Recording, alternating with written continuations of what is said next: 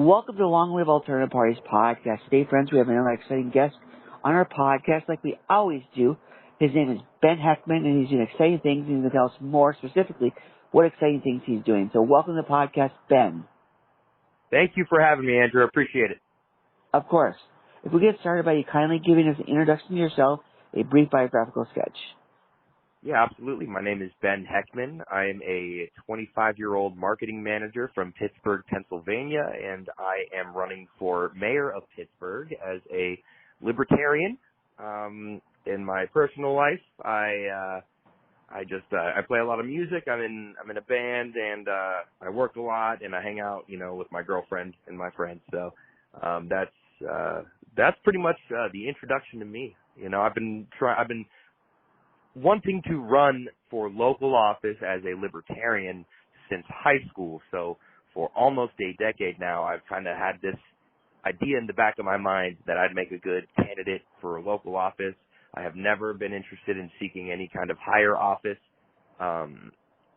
If that opportunity presents itself, I'll cross that bridge when I get there. But for the most part, I find anything above the local level to be almost not worth the time because of all the corruption that occurs at those levels of government, and the local government is not immune from corruption itself. However, you have more direct say over your local community, and you have the most impact on the citizens within that community or that locality. So that is why I'm running for, that's a long story short of why I'm running for mayor of Pittsburgh as a Libertarian. Great. So you say you're a marketing manager. What type of marketing do you do? So I do marketing for a roofing company, and I try to set people up for getting a new roof or new windows, or I inspect home exteriors and stuff like that, and tell people what's wrong with it, and I'll diagnose their problem that they're having with the house, and then I'll give them an estimate for a replacement. Okay, great. So how about your band? What type of music is that? Yeah, so I play bass guitar in a band called Hollow North, and we play like pop rock, alternative rock, whatever you want to call it. I know some people are, really like to be specific about their music genres. But yeah, we have a ton of music online. We're on Spotify, we're on Apple Music, YouTube, all that stuff. We play a lot of shows in Pittsburgh. We actually, a couple days ago, we just opened for Drake Bell, if you know the show Drake and Josh. We just opened for Drake Bell at a show at the Forge Winery in Homestead, Pennsylvania. It was a great opportunity. So that's a big part of my life. That's probably my biggest passion is music and playing it and writing it. Great. So for this campaign, what is your platform? What are the main planks of your platform for this office? Right. So I want to focus on public safety. I want to focus on housing, and I want to focus on corporatism and the way it exists within the city of Pittsburgh.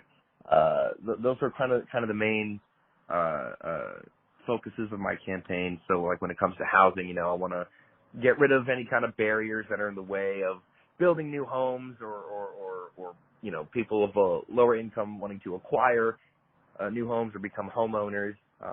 There's so many property taxes and so much red tape in the way, and zoning laws in the way that make everything, way more expensive.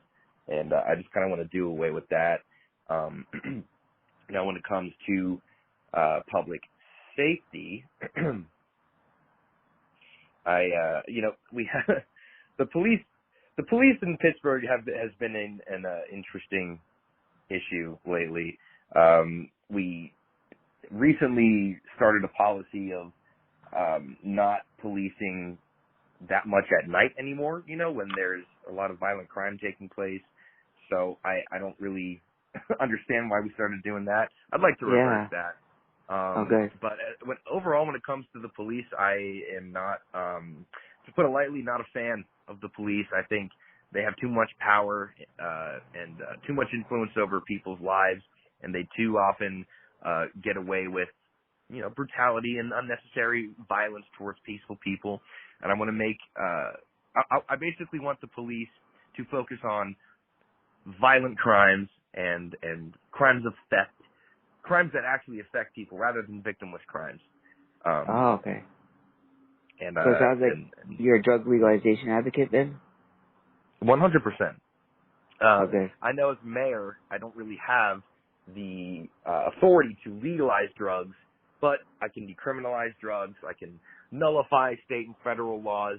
At least I would hope to. Nullification is another big focus of my campaign, kind of seeing what state and federal laws Pittsburgh can just straight up ignore. That's something I'd like to look into a lot. Oh, interesting. Okay. Nullification. So in your state, Pennsylvania, the cities can ignore laws they don't like? From what I understand, anywhere can. I know it's like any locality can just pass an ordinance or a law that says that specifically cites whatever law is in question, so whatever state or federal law, and basically nullifies it. There are plenty of examples of this across the country. For example, in New Hampshire and in the state of Mississippi as well, they have nullified all federal firearm legislation. So any kind of like Second Amendment or firearm-related legislation that comes out of the feds is not applicable in the state of Mississippi or the state of New Hampshire. And I want to recreate that, but at the local level. Okay. So, and localities also kind of already do that with sanctuary cities for immigrants and whatnot. Oh, yes. That's what I was interested in that. Okay, because what I'm hearing from the administration is that they want to get rid of sanctuary cities. Can they get rid of them? Do they have the authority to do that? They can take away the funds, right? Yeah, or they can the do funding. that if they want to. And I don't necessarily have a problem with them doing that. I'm a libertarian, so the less funding that a government is receiving, the better, in my opinion. I think the government needs to be as small as humanly possible, receive the least amount of funding as possible. It needs to be as non-invasive into people's lives as possible. So I want the government of Pittsburgh to be an irrelevant factor when it comes to people pursuing their lives. Okay. So in regards to immigration, what does Pittsburgh do right now, and how would you like them to handle immigration? Right. So I think immigrants, I personally, there's a lot of, among the Libertarian Party and just the greater Libertarian movement in this country, there's a pretty big divide in how we feel about immigration. Certain Libertarians favor stricter immigration control. Others do not. I tend to fall into the camp of not enforcing much immigration control, if any at all. I think immigrants should be able to, pursue their happiness just as much as an American citizen. I think, I believe that every human being has the same rights to life, liberty, and property. So in all honesty, I view illegal immigration as civil disobedience in a way. Oh, wow. So, if an illegal immigrant wants to come here and get a job and get a house, I think they should be allowed to. However, the flip side to that is I don't think the government should be, helping. Well, I don't want the government to restrict any of that. I don't want the government to aid any of that either. I don't think taxpayer money should be used to create programs for immigrants to do anything. You know what I mean? I think that should be out of the government's hands. Okay, so private entities can do it if they want to. If they want to set up a shop that's totally privately funded, they can help immigrants and refugees settle. That would be okay with you? Yes. Okay. So that would that exclude refugees, including refugees that the United States were responsible for causing, like the Afghan refugees, because the United States caused that specifically because of the war? Would that include that, or would that also be not included? No, they would be not included either. I am against the wars more than anybody, really. I don't think we should be in any country, let alone Afghanistan. They say that we're not in Afghanistan anymore. I don't know how true that is. But, it's really, heartbreaking what we've done to the innocent civilians in these countries. these third world countries across the world. And if they want to come over here, they should be able to. I don't think the government should be, because at the end of the day, that's my money that the government's using. That's your money that the government's using. Okay. You know, I didn't invade Afghanistan. You know, that's Okay. not my burden to bear. You know. Okay, gotcha. Okay. Yeah. And also that could breed resentment too in people, and it could have an adverse effect on. So that's one way of looking at it. It could have an adverse effect on the immigrants themselves if there's tax programs for them, because people are going to resent them, and then Right. that could make their lives more difficult. Ironically. Exactly. Okay. Wow. That's an interesting way to look at it. Okay. So in addition to immigration, what else is a hot issue for Pittsburgh right now? Potholes, infrastructure, really big one. I would like to start. So we all know, and well, not necessarily love, but we all know of the Department of Government Efficiency that Elon Musk supposedly runs for the federal government. Say what you will about it, feel how you want about it. I'm not saying I support it, and I'm not saying I don't support it, but I really like the acronym itself, and I would like to start a Department of Pothole Efficiency for Pittsburgh, aka the DOPE, and see what we can do to make it easier for, you know, private citizens to fill potholes if they want to. I'm pretty sure, if I am not mistaken, if I have a giant pothole outside of my townhouse or my house or my apartment in the city of Pittsburgh, you know, if I were to try and fill that myself, I would get penalized for doing that. I think, honestly, I think potholes should be, I think the community can come up with a better solution for infrastructure than the actual government. On the other hand, too, we have other materials besides asphalt that we can build our roads with.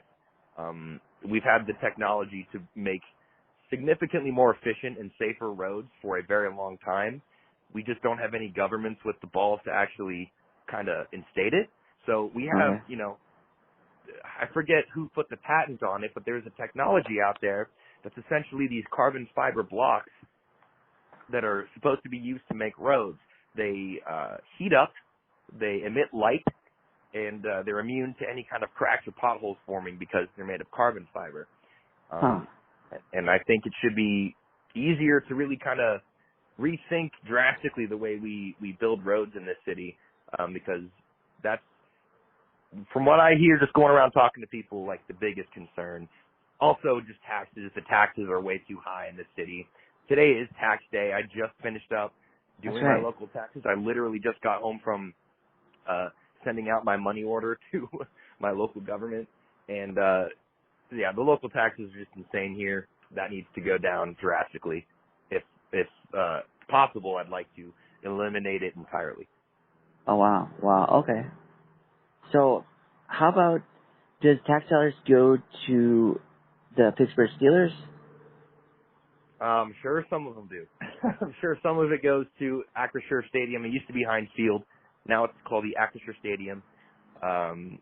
We got a lot of taxes going to, you know, bigger corporations. This is another, you know, huge focus of my campaign, is ending the kind of corporatistic structure, economic structure in the city, where we have huge corporations in this city like PNC, you know, Duquesne Light, that, I mean, PNC's, people don't really tend to have a problem with PNC, but no one likes Duquesne Light, and they get a lot of special favors and special contracts from the government. I don't believe in that. I believe in a free market with a level playing field, and I don't think any of these big corporations who headquarter in Pittsburgh, who operate in Pittsburgh, should be receiving any kind of special privileges from the city, and I think they should have to compete in the marketplace just like every other business. So Duquesne Light, you know, should be afraid of me getting into office. Okay, wow, that's good. So we talked about your campaign and your vision for this office. What is your strategy for reaching the voters? And since you're a marketing manager, you're probably in a good position to take what you know from that into the election. Yes, I've worked on other, you know, campaigns, both local and at the state level. I've traveled the country, on door knocking initiatives for nonprofit organizations like Young Americans for Liberty. And I've done this kind of work for years. So I know how to talk to people. I know how to convey ideas. I know how to meet people where they're at. And I know how to get in touch with young people, which is really, because I'm a young guy myself, I think that's really important, especially for a local election, where, in the city of Pittsburgh, we have a ton of young people who are fed up with the establishment and the system as a whole, regardless of the political party. We have strong, movements in the city dedicated to kind of diverting funds from Israel or no longer sending funds over to Israel. And that's definitely a demographic of voters that I would like to get in touch with. Really, my plan is to just go to different college campuses and neighborhoods in the city of Pittsburgh with my, team of trusted door knockers, go door to door constantly, go to Pittsburgh events, go to, music venues, hosting concerts, and go to the lines outside of those venues and just get as many signatures as possible, because I still have to get, at least 1,000 signatures to get on the ballot in November. Okay. When do the signatures due? Sorry? When do the signatures due? They are due August 1st. Okay. So we're recording this podcast in April. So you got so they give you 5 months, 6 months to do it? Yeah, pretty much. They pretty much do, and the requirement for me is just over 2,000 signatures, and that's what I'm saying is the requirement. It's not technically the requirement, but more often than not, the parties collude to keep third parties out. I'm sure you're well aware of this. Yeah, of course. And so I need to get way more than the required amount of signatures and the required minimum. I need to get at least 1,000 signatures over that, just so there's no way they can invalidate too many signatures, if that makes sense. Oh yeah, definitely. Yeah, we've had other people talk about that, where because signatures will inevitably be challenged. People will say they didn't record this information right. This person's not a registered voter, so on and so forth. And then if you have extra, then they can't throw them all away. So you're gonna have a backup, so you'll have enough. So you want to go over. Yeah, so sure. Yeah, we've heard about that before. So you mentioned the Israel issue. So you see that as an issue that's not only an international issue, but one that affects the local level as well. I'm not sure yet, and I'm not really ashamed to say I'm not sure or I don't know. I'd have to look at the numbers. There is a lot of people in the city of Pittsburgh that claim that we have tax dollars, local tax dollars, going to the state of Israel. If that's the case, then that needs to stop, and I'll put a stop to it. I think that's ridiculous. I don't think local taxes should be going anywhere abroad, let alone anywhere other than the city itself, Yeah. But I've tried to, look into this myself, and my conclusion is that I don't know yet. I need to see the numbers. I don't really know for sure if these tax dollars are actually going overseas or not.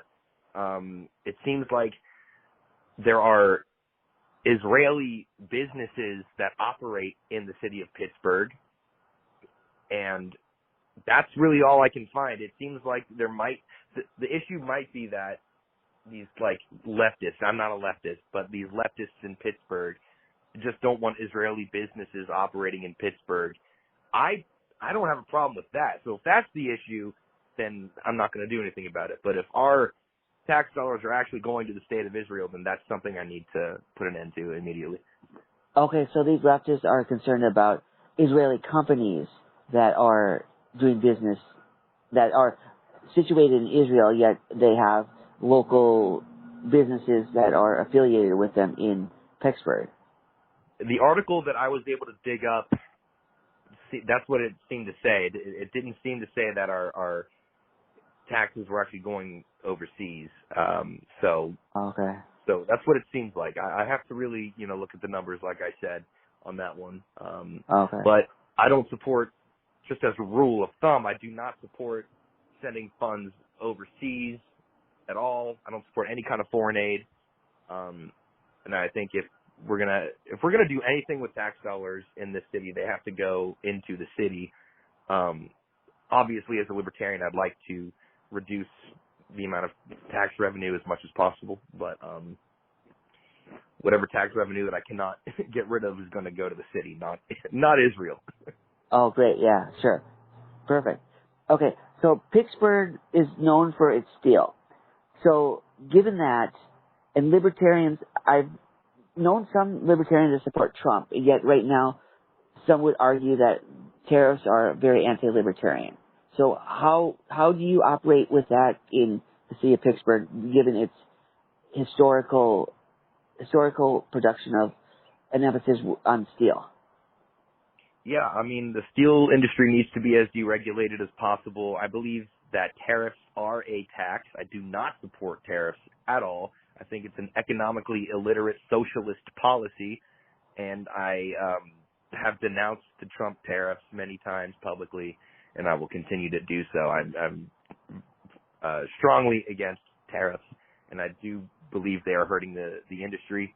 I believe that the unions that operate within these industries need to have more freedom to negotiate with their employers. I think the government gets in the way of that union to business owner relationship too much. Interesting. So whatever I can do to, reduce the amount of government burden on the steel industry within Pittsburgh, then I'll do it. Wow. Okay, that's good then. That's a good way to look at it. So are you doing this campaign all by yourself, or do you have a team working with you? I have a very small team of friends from the Allegheny County Libertarian Party that I have entrusted to be like, my treasurer, my campaign manager, and social media manager and whatnot. So I'm not alone in this, which is nice, Yeah. I love these guys that are on my team. I love my local party affiliate, and I'm very lucky to have the guys I do on my team. Great, yeah. Yeah, it's good to have a team, yeah, especially for office at the level of mayor. From what I've heard from past guests, sometimes you can get away with not having a team for maybe like a city council position or a board of commissioners position, school board, library board, something like that. Yet for when you get higher in the races, it's hard to do it without a team. Yeah, no, for sure. I know people that have tried to run without a team, and that's definitely a lot easier to do when it's one of those positions that you mentioned. I think would I be able to do this without a team? I mean, maybe, probably, but I got a full-time job, that I gotta focus on. That's my kind of priority in life right now is my job. So yeah. That comes first, so it's nice to have a team. So here's a question about that. So are people who listen to this podcast, they're like yourself, they're people who are politically involved, they're politically interested, and they might want to run for office themselves. And one issue is employment.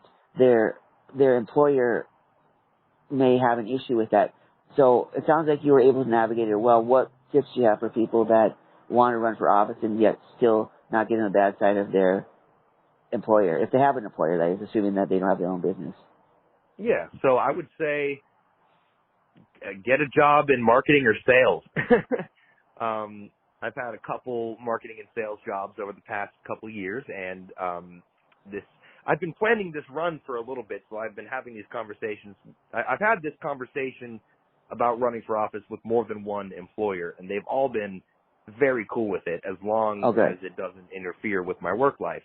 Sure. And I'm not sure what it's like for other businesses or industries. I'm sure if you own your own business, then you can do whatever the hell you want. But from what I've found, any kind of job in sales or marketing is going to give you a lot of freedom in your personal life, and you learn a lot of great life skills in those professions as well.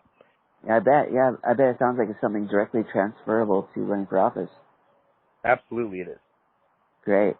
So you would say ultimately that if someone is thinking about running for office, it's a good idea to make sure that they are not letting it impact their job, because they don't want to campaign all night and then come to work and fall asleep all day and not be able to work, right? you got to have a good balance there for sure. You don't want to exhaust yourself. I would always talk to your employer first about it. Be super upfront and transparent about everything. You know, if you have a full-time job, that's what is fueling. That is what you're able to live off of. Your personal life needs to come before anything else politically. I think too many people who are into politics forget that sometimes. They really have a messy personal life. They don't focus on their personal life enough. And they kind of redirect that energy that they could use into fixing their own life into criticizing everybody else and criticizing the government. You see a lot of this, you know, in my own political party, you know, but you see a lot of it everywhere else too. And so my main message to everybody is, if you're going to run for office, you know, you gotta have a healthy personal life too, like beforehand. That's good advice. That's not something I've heard before in that way, so that's good that you presented it. Thank you. Of course. Okay, Ben, how can our audience support you in your campaign? Yeah, go ahead and follow me on social media. On my Instagram, I'm at Ben4PGH. I believe it's the same on Twitter. Yeah, it's Ben4PGH on X, Twitter, X, whatever you want to call it. Just give me a follow on there. The website will be up and running soon, where you can donate. Just, you know, throw me like $1 if you can when that link is up and running. That's all I'm asking for is some grassroots donations here, because this is a grassroots campaign. So, okay. And it's a third-party campaign too, which means the odds are stacked against me. I got 2 Democrats and 2 Republicans in the race that I'm running against right now. And we were not anticipating the Allegheny County GOP running any candidates, because they don't normally run candidates, but this time around they decided to. So, yeah, gonna need as much support as possible for this one. Okay, so you're saying for to make a donation, the link is going to be up, so it's not up yet? It's not up yet, but follow my social medias. It's just at Ben4PGH on Instagram and X. And I'm on Facebook too. If you just look up Ben Heckman for Pittsburgh, it'll come up. Just, you know, stay in touch with those pages, and the link will be up in the next couple of weeks. Oh, great. Okay. So it'll be up soon then. Yes.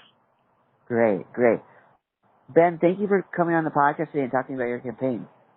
Thanks so much, Andrew. I appreciate you having me. This is like the first interview I've done for the campaign. Wow. It feels great to finally talk about it, you know, at this length publicly. So I really appreciate you having me on, man. Of course, our pleasure. So we wish you all the best in your campaign. And since you mentioned your personal and professional life, we also wish you the best in your personal and professional life. I appreciate it, man. You too. All right. Bye now. Bye-bye.